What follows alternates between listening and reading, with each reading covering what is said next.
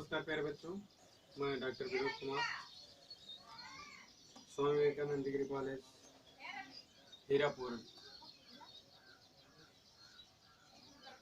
के online virtual class में आपका स्वागत करता हूँ। आज हम लोग पढ़ेंगे एक ऐसे इतिहास के काले कानून के बारे में जिसको लागू करके भारतीयों के ऊपर जघन्य अपराध करने वाले फिरंगियों के उस दमनकारी चक्र का हम लोग अध्ययन करेंगे कि देश की आज़ादी के लिए किन किन दौर से किन किन काले कानूनों से भारतीयों को गुजरना पड़ा। उन्हीं में से एक काला कानून के नाम से जो जाना जाता है, जिसे रॉलेट एक्ट के नाम से भी जानते हैं। रॉलेट एक्ट एक ऐसा एक्ट था जिस एक्ट के तहत भारतीयों के ऊपर बिना किसी जुर्म के, बिना किसी अपराध के, बिना किसी द्वेष के उनके ऊपर कानून बना के थोप दिया जाता था और कड़ा से कड़ा उन्हें सजा दिया जाता था, उन्हें यातनाएं दी जाती थी। ऐसे काले कानून के बारे में हम लोग पढ़ेंगे। तो आप लोग देख रहे होंगे रॉलेट एक्ट कानून जो है 18 मार्च 1919 को पास हो गया। ये जो कानून पास हुआ, अंग्रेज गवर्नमेंट ने, एक अंग्रेज सर सिडनी रॉलेट न्यायाधीश था, इसकी अध्यक्षता में एक कमेटी नियुक्त की गई। कमेटी नियुक्त करने के बाद इनकी जो असेंबली थी, केंद्रीय विधानमंडल था, उसमें 2 ऐसे कानून पास हुए जिसके द्वारा भारतीयों के ऊपर नाना प्रकार के जो है कानून थोपे गए। तो इस प्रकार से हम देखेंगे कि यह जो कानून बना केंद्रीय विधानमंडल में फरवरी 1919 में 2 विधेयकों के द्वारा पास हो गया। इसे काला कानून के नाम से भी जाना जाता है और गांधी जी ने इसका पुरजोर विरोध करते हुए इसे जो है शैतानी लोगों की संज्ञा दी, अंग्रेजों को शैतानी लोगों की संज्ञा दी। तो इस प्रकार से रॉलेट एक्ट के उद्देश्य क्या थे?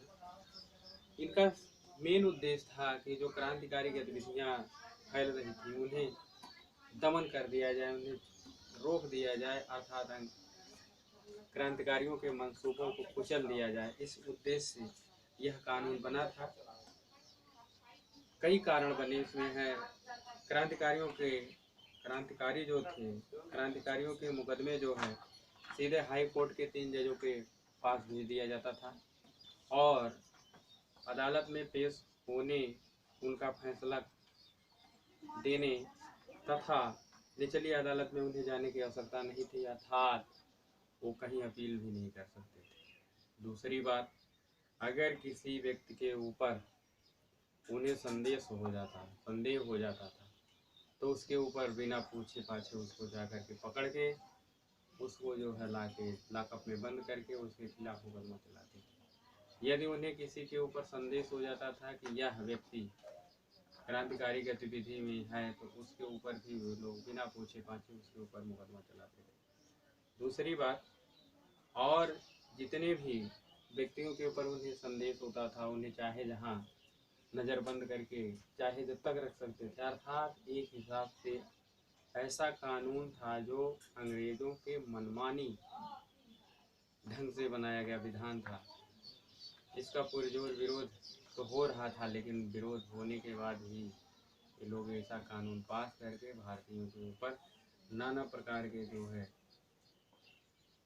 दंडनात्मक कार्रवाई किए। उस समय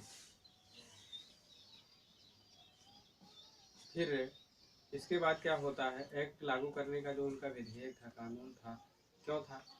इसमें था कि अंग्रेज जो थे किसी को यदि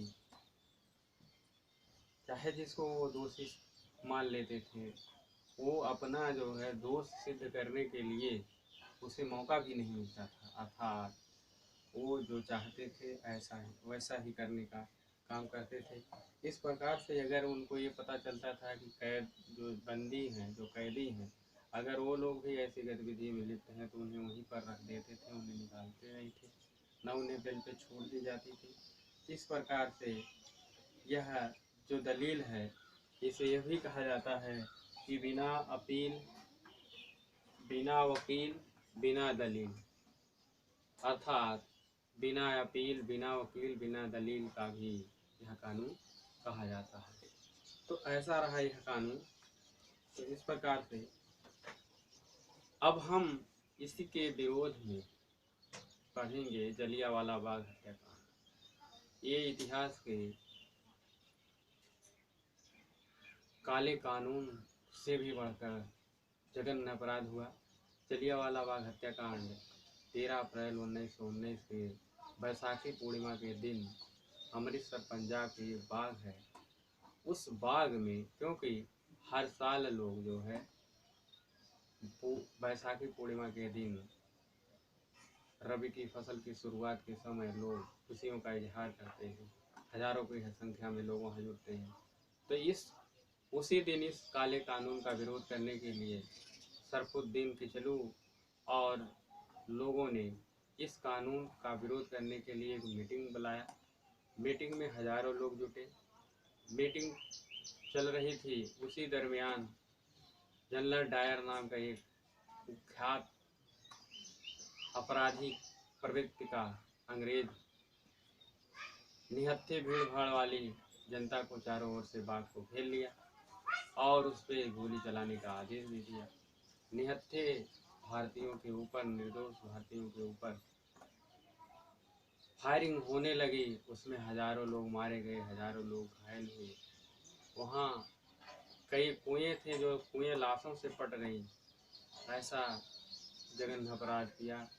इतिहास में सबसे बड़ा अपराध उस समय हुआ था जलियांवाला बाग हत्याकांड में।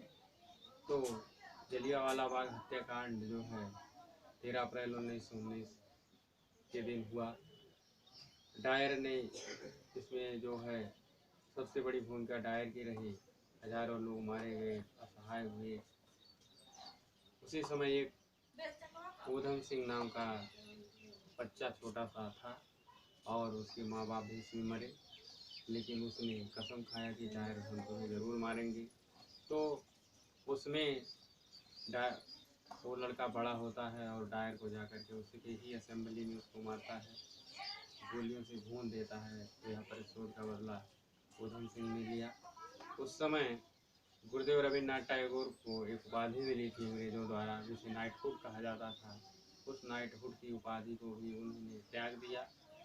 अर्थात गांधी जी को भी कैसरे हिंद का पुरस्कार मिला था, उन्होंने भी उसको त्याग दिया। तो इस प्रकार से जितना भी हो सका लोगों ने विरोध किया, लेकिन फिरंगियों ने अपने मंसूबे में हमेशा पास होते रहे, लेकिन धीरे धीरे उनका अंत भी आ गया। तो इस प्रकार से ये दो ऐसे इतिहास की घटनाएं हैं जिनको पढ़ करके हमारे मन में क्रांतिकारियों के प्रति हमेशा संवेदना, सहानुभूति रहनी चाहिए। आज यहीं पर ये क्लास समाप्त करते हैं, फिर अगले दिन मिलेंगे। तब तक के लिए नमस्कार।